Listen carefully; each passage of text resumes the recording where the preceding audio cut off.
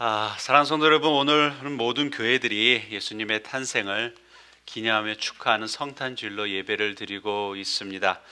자, 메리 크리스마스. 정말 하나님, 우리 예수님의 이 땅에 태어나심에 대해서 우리가 같이 기뻐하며 인사를 나눠야 될 줄로 압니다.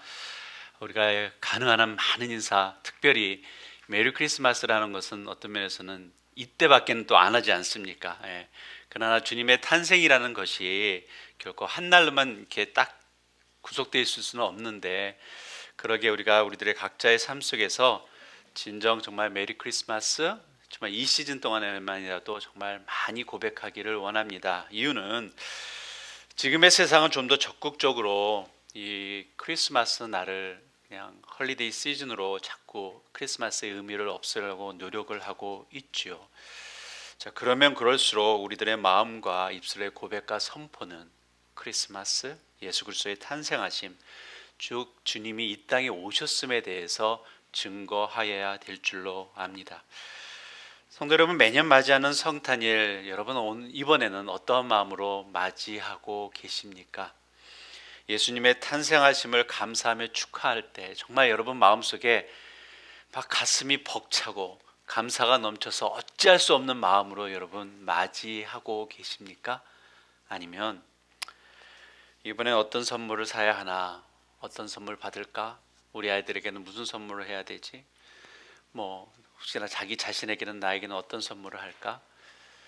사랑하는 성도 여러분, 선물을 주고받는 것에 대해서 나쁘다고 말씀드린 게 결코 아닙니다. 우리가 조금 전에도 많이 이렇게 성도님들끼리 선물을 나누고 했는데, 그런데 진정한 크리스마스의 주인공이 누구이고 크리스마스의 진정한 의미가 무엇일까는 우리가 좀 생각해 봐야 될 줄로 압니다. 때로는 우리는 진정한 주인공이 없는 상황 속에서 그것이 그냥 흩어져 버리는 그냥 크리스마스로서 나아가는 모습이 아닐까라는 생각을 해봅니다. 제가 그래서 최근에 이제 말씀을 준비하면서 이게 크리스마스라는 것을 구글에서 한번 쳐봤습니다. 상황이 이렇습니다. 예. 예수 그리스도는 어디 갔는지 모르겠습니다. 그렇죠? 네. 크리스마스, 멋진 크리스마스 트리, 이런 선물에 있는 것들, 이것이 지금의 상황입니다. 그렇습니다. 예. 근데 크리스마스가 정말 저겁니까? 아니죠.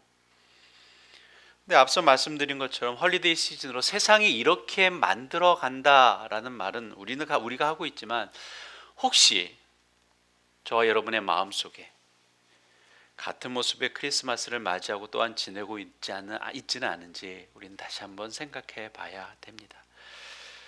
사랑하는 성도 여러분, 제가 초등학교 같은 질문을 다시 한번 던져봅니다. 크리스마스의 주인공이 누구입니까? 예수 그리스도죠.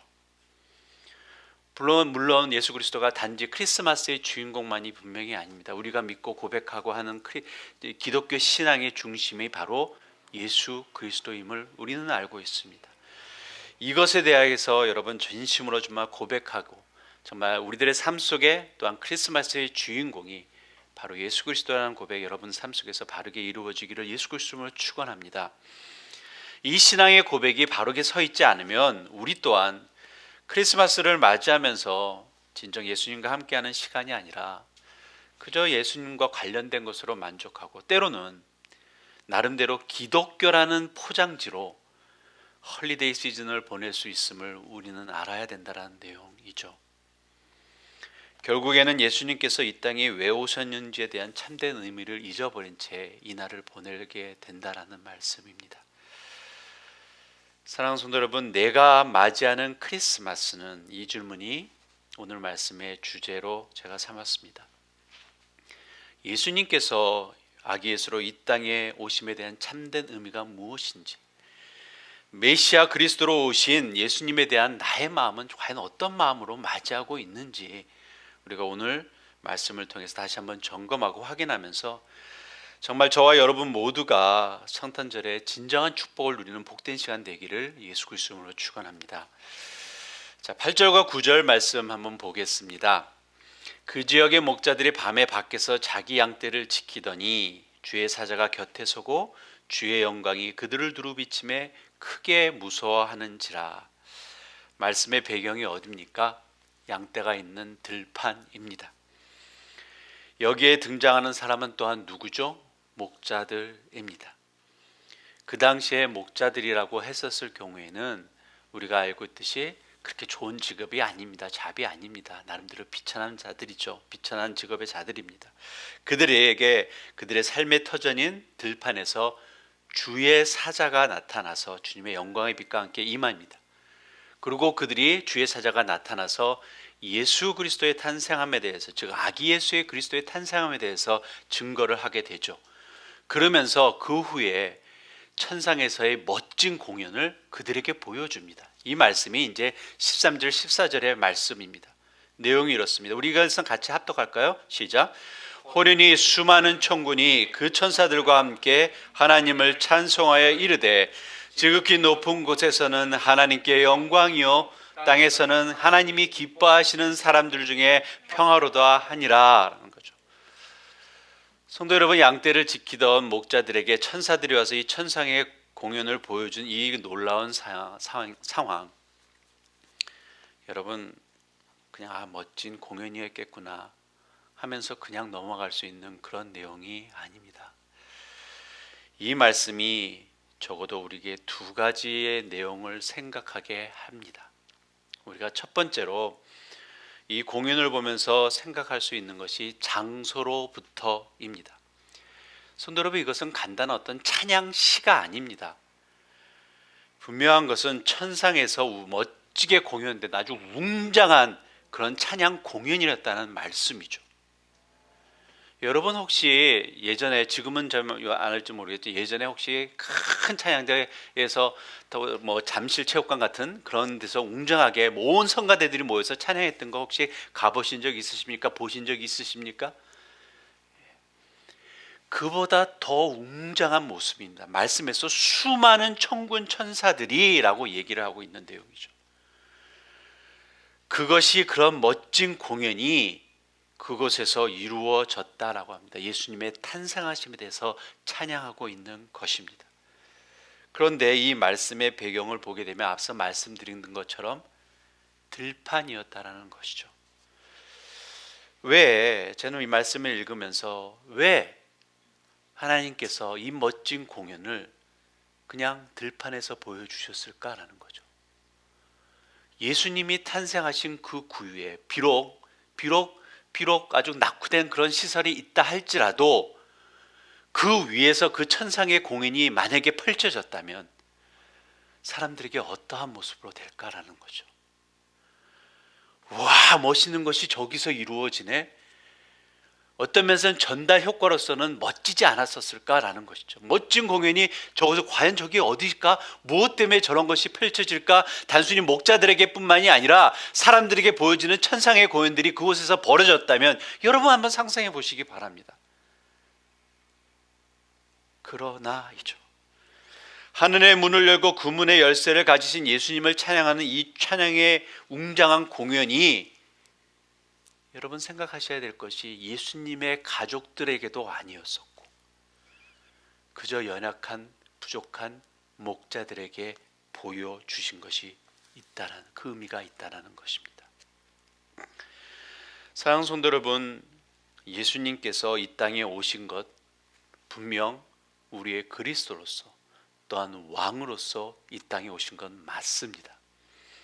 그러나 우리가 잊지 말아야 되는 것은 예수님께서 이 땅에 탄생하신 그 우선순위는 거기에 있지 않다라는 거죠. 우리의 낮고 천한 인간의 모습으로 오셨음이라는 거죠. 완전히 연약한 인간 그 모습 그대로 탄생하셨음이 우선순위로 증거되어야 되기 때문이라는 말씀입니다. 그러기에 멋진 공연이 그것에서가 아니고 그것도 또한 예수님의 가족들에게도 나타난 것이 아니라 가장 연약해 보이고 불쌍해 보이는 목자들에게, 그것도 그들이 일하는 삶의 터전에서, 일터에서 그것이 나였다는 것입니다. 물론 하나님께서는 그것만으로 멈추신 것이 아닙니다. 그러나 분명한 것은 우리가 말씀을 통해서 13절 13절에 대한 천상의 공연에서 증거하는 것이 또 하나가 있습니다. 자, 오스왈드 챔버스라는 목사님, 여러분 아시는 분 계실 것입니다. 주님은 나의 최고봉이라는 그 한 365일에 대해서에 대한 큐티책으로도 유명한 책인데, 그 목사님께서 예수님의 탄생에 대해서 이렇게 표현하였습니다. 제가 읽어드리겠습니다. 그리스도는 이 세상으로부터 나신 것이 아니고 이 세상 안으로 들어와서 탄생되셨다. 그는 역사 속에서 탄생한 것이 아니라 밖에서 역사 속으로 들어오셨다.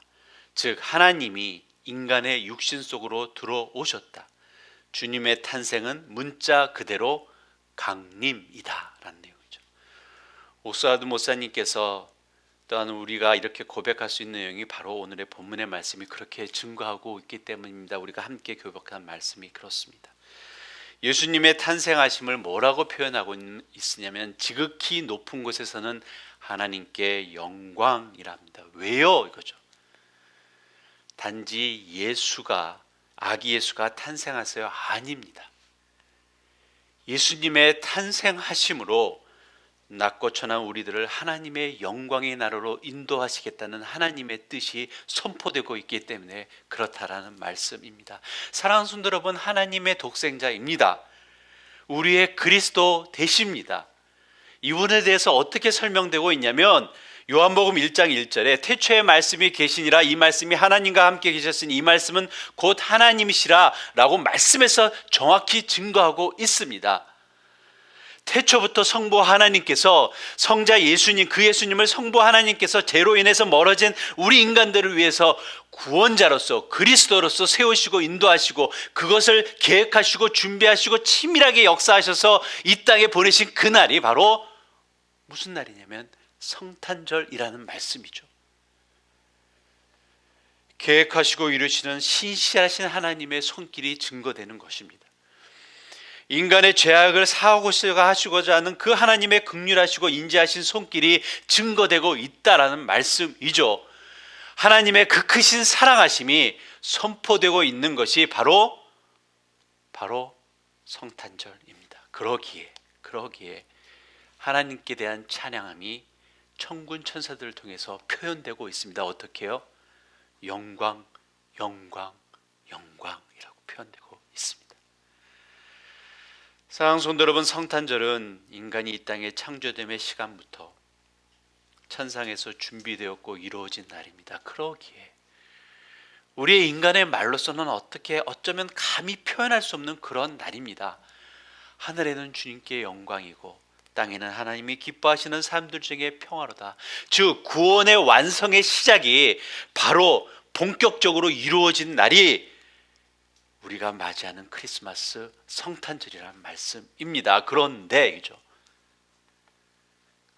그날을 대하는 나는 이라는 질문, 여러분 이 시간 다시 한번 갖기를 원합니다. 그렇게 놀라운 성탄절인데 그날을 맞이하는 나는 이거죠. 세상에 예수님을 모르는 사람들은 그저 헐리데이 시즌으로 보낼 수 있겠지요. 그러나 사랑하는 성도 여러분, 적어도 내가 그리스도인이라 부르기에 그럴 수 있고, 내가 교회 다니는 것에 대해서 부족함 없이 나오는 여러분들의 삶, 우리들의 삶 속에 적어도 예수 그리스도의 재림을 기다리는 그리스도인이라면 우리는 좀 생각을 다르게 해야 되지 않을까 합니다. 우리가 이것에 바로 서 있지 못하면 예수님 초림 때에, 예수님이 탄생하실 때에 바르게 깨닫지 못했던 그 당시의 종교 지도자들의 모습이 예수님 재림 때에 우리들의 모습이 되지 않을까, 그 누가 장담할 수 있냐라는 말씀입니다. 성도 여러분, 예수님의 탄생 때 축하하러 온 사람은 단지 목자들만이 아니었죠. 우리 마태복음 2장 1절 3절에 이런 말씀이 있습니다. 헤롯 왕 때 예수께서 유대 베들레헴에서 나심에 누가 오냐면 동방으로부터 박사들이 옵니다. 이들이 와가지고서 예루살렘에 와가지고서 헤롯 왕한테 얘기를 하죠. 물어봅니다. 야, 유대인의 왕이 다신다고 했는데 그것이 어디 있습니까? 라고 물어봅니다. 우리가 동방에서 그 배를 보고 연구하면서 그분에게 경배하려고 지금 이 시간에 왔는데 당신은 알고 계십니까? 라고 얘기를 합니다. 그래서 어떤 상황이 벌어집니까? 헤롯 왕뿐만이 아니라 예루살렘이 듣고 소동했다라고 얘기하고 있습니다. 그래서 헤롯 왕이 뭘 얘기를 하고 있냐면 그때 당시에 모든 대제사장과 백성이 서기관들을 부릅니다. 그러면서 야, 이런 내용을 내가 듣고 있는데 너희들 한번 알아봐라. 어디서 태어나고 어떻게 되는지 좀 알아봐라 라고 얘기를 했더니 그 당시에 종교 지도자들이라고 하는 대제사장과 서기관들이 알아봅니다. 그러면서 그들이 대답한 말씀이 6절 말씀에 있는 내용이죠. 선지자들이 이렇게 기록하였습니다라고 하면서 6절 말씀에 또 유대 땅 베들레헴아 너는 유대 고을 중에 가장 작지 아니하도다 내게서 다스리는 자가 나와서 내 백성 이스라엘의 목자가 되리니, 이 말씀이 미가서에서 나오는 말씀입니다. 미가서 5장에 있는 말씀이죠. 자, 그렇다면 이거죠. 그 당시에 제사장들, 서기관들이 예수 그리스도의 오심에 대해서 몰랐습니까? 아니죠. 알고 있었다는 내용이죠. 어떻게요? 지식으로서는요. 여러분, 이것이, 이 말씀이 우리들에게 주는 내용이 있습니다. 사랑하는 성도 여러분, 내가 예수 그리스도를 믿고 있다라고 고백하고 있고 성탄절이 그리스도의 탄생함이라고 여러분 지금 이 시간 고백하고 있었습니다. 좀 그렇다면 그것이 여러분들의 머릿속이나 지식 속으로 남아있지 않는다면 여러분 어떠한 삶을 살아야 될 건지 우리는 생각해 봐야 된다는 것이죠. 우리 기독교의 신앙은 단순히 머릿속에 있는 것이 아니라 삶 속에서 실천적으로 나타나야 됩니다. 그래야 그것이 온전한 신앙의 고백이 될 수밖에 없다는 내용이죠. 사랑하는 성도 여러분, 내가 주님의 말씀을 알고 있다는 것만으로 내가 거룩한 삶을 살고 있다고 할 수 없습니다. 주님의 말씀이 우리 삶 속에서 역사하도록 하여야 합니다. 그렇다면 사랑하는 성도 여러분, 우리 삶 속에서 말씀이 우리들의 삶 속에서 역사하려면 우리는 어떻게 해야 되냐 이거죠. 말씀에 대한 갈망함과 함께 그 말씀에 대한 순종함이 우리들의 삶 속에서 바르게 이루어져야 됩니다. 말씀이 살아서 역사하는 교회가 어떻게 이루어집니까? 그냥 이것이 말씀이 그렇다라고 해서 표어로서 간직할 수 있는 것이 아니죠. 우리들의 삶 속에서 그것이 순간순간적으로 순종하는 마음으로 나아가야 됩니다. 여러분의 각자의 삶 속에서 하나님께서 말씀하셨습니까? 내가 말씀을 묵상하면서 통독하면서 하나님께서 여러분들에게 주신 말씀 있으십니까? 그거 어떻게 할 것입니까? 이거죠. 은혜 받았다, 이것으로 끝날 수 없다라는 겁니다. 그 말씀이 나의 삶 속에서 이루어져야 되고 선포돼야 되고 그것이 삶 속에서 순간순간마다 순종함으로써 나가야 되죠. 이것이 우리들의 삶 속에서 바르게 이루어지지 않으면 그 당시에 있는 그 제사장들과 서기관들한테 우리가 뭐라고 얘기할 수 없다는 내용입니다.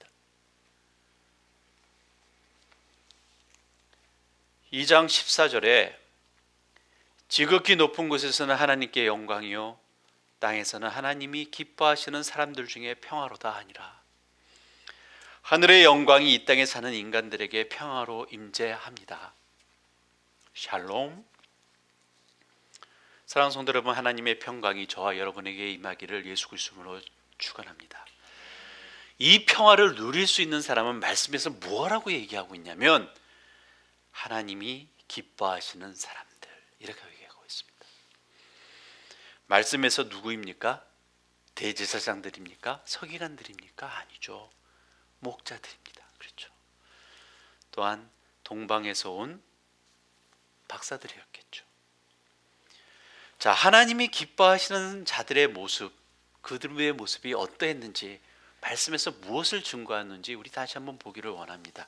15절 16절의 말씀이 이렇습니다. 천사들이 떠나 하늘로 올라가니 목자가 서로 말하되 이제 베들레헴으로 가서 주께서 우리에게 알리신 바 이 이루어진을 보자고 빨리 가서 마리아와 요셉과 구유에 누인 아기를 찾아서. 무엇을 증거하고 있는지 여러분 보셔야 됩니다. 목자들이 즉각적인 순종함의 삶을 볼 수 있습니다. 그들이 뭐하죠? 빨리 가서 찾아서라고 얘기를 하고 있습니다. 목자들의 즉각적인 순종함을 통해서 그들이 얻게 되는 것이 무엇인지 오늘 또한 보기를 원합니다.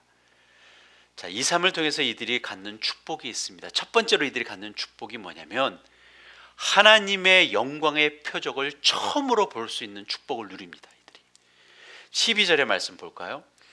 너희가 가서 강보에 쌓여 구유에 누워 있는 아기를 보니 이것이 너에게 표적이니라 라고 얘기를 하고 있습니다. 천상에서 그 멋진 공연이 이루어졌죠. 뭐에 대한 공연이었죠? 예수 그리스도가 탄생하심에 대해서 공연이 이루어졌습니다. 바로 그리스도가 탄생할 거야 라고 목자들이 들었습니다. 그 첫 번째로 확인한 자가 누굽니까? 바로 목자라는 거죠. 말씀에서 얘기하는 것이 너에게 이 표적을 너희들에게 선사한다라는 거죠. 이건 축복입니다, 여러분. 하나님께서 그 멋진 공연을 보여주시고 난 다음에 첫 번째로 가서 그것을 확인하는 것이 얼마나 황홀한 축복에 대한 내용일까 했는데 우리는 좀 상상해 보기를 원합니다. 또한 이 목자들에게 내려준 놀라운 축복이 하나 더 있습니다. 이들에게 주어진 축복은 뭐냐면 메시아 즉 그리스도가 이 땅에 오셨음에 대해서 첫 번째로 이들이 세워지는 내용이 뭐냐면 증거자, 전달자로 세워진다라는 거죠.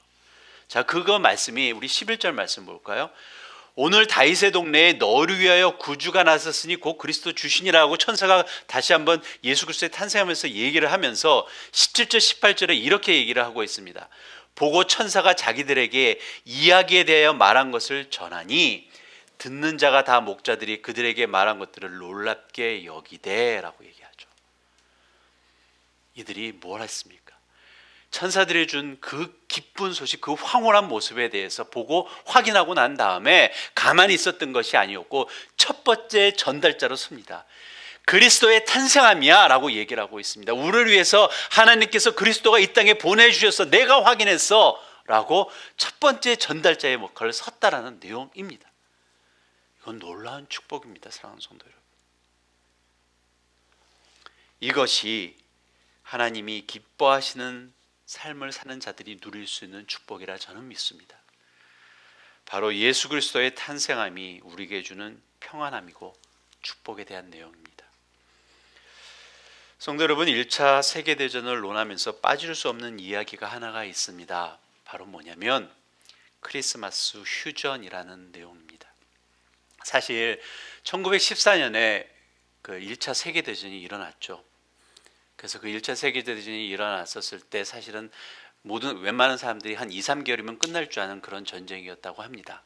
그런데 그 전쟁이 이어지면서 크리스마스를 맞이하게 됐습니다.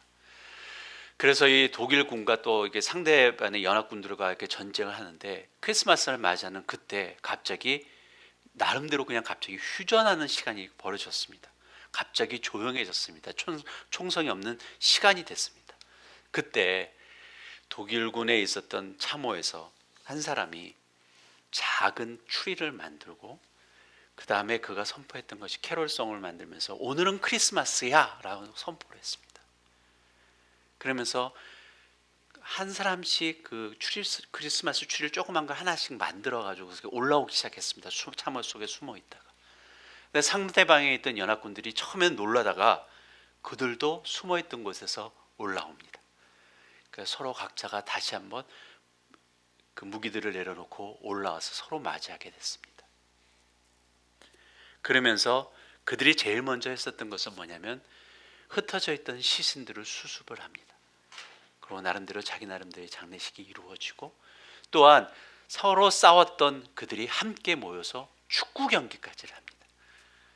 또한 이루어졌던 것은 뭐냐면 또 머리까지도 깎아주는 그 상황이 벌어졌습니다. 그리고 마지막까지 하고 있다가 서로 크리스마스 캐롤을 울리면서 서로 헤어졌다라고 합니다. 자, 그 당시에 경험했던, 그 당시에 참전했던 병사 한 사람이 그때 경험에 대해서 이렇게 고백하고 있습니다. 이 광경은 평생토록 잊을 수 없어요. 살인과 죽음 속에서도 인간이란 존재는 살아있다는 사실을 깨달았습니다.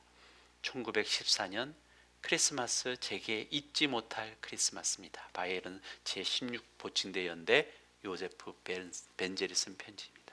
이후에 우리 앞에서 봤던 포스터처럼 2005년대에 이 대한 내용이 메리 크리스마스라는 영화로 나왔습니다. 지금도 여러분 쳐보시면 나옵니다. 그 클립으로도 보여집니다. 한번 댁에 가서 한번 보시기 바랍니다. 하늘엔 주님께 영광, 땅에는 평화로다. 누가 누리는 평화입니까? 이것이 그리스도 탄생의 기쁨에 대해서 안 사람들입니다. 그렇죠? 예수님의 탄생에서 참된 의미를 알고 믿으며 맞이하는 자들만이 누릴 수 있었던 평화라 믿습니다. 사랑하는 성도 여러분, 저와 여러분들의 삶 속에서도 이 평화가, 지금 코로나 여러 가지 힘들고 어렵고 사회적, 경제적으로, 정치적으로 너무 힘들고 어려운 상황입니다. 그러나 우리는 평화를 누릴 수 있습니다. 누구를 통해서요? 바로 예수 그리스도를 통해서입니다. 말씀을 정리합니다. 성도 여러분, 크리스마스가 무슨 날입니까? 나를 위하여 구세주 예수 그리스도가 탄생하신 날입니다. 여러분 자신 있게 믿음으로 여러분 고백하십니까? 아니면 아직도 마음 한편에, 혹시나 아직도 마음 한편에 그냥 세상의 신화로, 또한 그냥 헐리데이 한 날로 여러분 생각하신 분 혹시나 이 자리에 계십니까? 이 시간 다시 한번 마음 새롭게 정리하기를 예수 그리스도의 이름으로 축원합니다. 성도 여러분, 우리 구세주이신 예수 그리스도의 탄생일, 정말 나를 위해 이 땅에 오신 예수님을 여러분 믿고 고백한다면 우리 모두가 이 일에, 이 영광스러운 일에 우리들의 삶 속에서 바르게 증거되어야 될 줄로 압니다. 10절 말씀에 이렇게 증거하고 있습니다. 천사가 무서워하지 말라, 보라 내가 온 백성에게 미칠 큰 기쁨의 좋은 소식을 너희에게 전하노라. 여기서 기쁨이라는 단어는 특별히 누가복음에서 구원이라는 단어와 늘 함께 나왔습니다. 구원의 소식, 그 기쁨의 좋은 소식을 우리가 듣고 은혜를 누렸다면, 사랑하는 성도 여러분, 우리 또한 이 소식을 예수 그리스도를 모르는 자들, 예수 그리스도를 거절하는 자들에게 우리가 당당히 증거해야 될 줄로 압니다. 성도 여러분, 내가 맞이하는 크리스마스는 예수 그리스도를 증거하는 복된 증언자, 전달자로 다시 한번 헌신하는 날로 맞이하시기를 예수 그리스도로 축원합니다. 그저 함께 모여서 파티와 선물로 나누는 것으로만 끝나는 것이 아니라, 하나님 나를 위해서 이 땅에 예수 그리스도를 보내주셨고 그것이 나에게 참된 은혜이고 내가 표현할 수 있는, 내가 드릴 수 있는 하나님께 영광에 대한 찬양의 모습이라면, 사랑하는 성도 여러분, 우리가 다시 한번 예수 그리스도의 재림을 기다리면서 이 복된 복음의 소식, 기쁨의 소식, 바로 내 사랑하는 형제자매들에게, 또한 예수 그리스도를 모르는 형제자매들에게 당당히 증거하는 그런 복된 소식, 복된 삶 사시기를 예수 그리스도의 이름으로 축원합니다.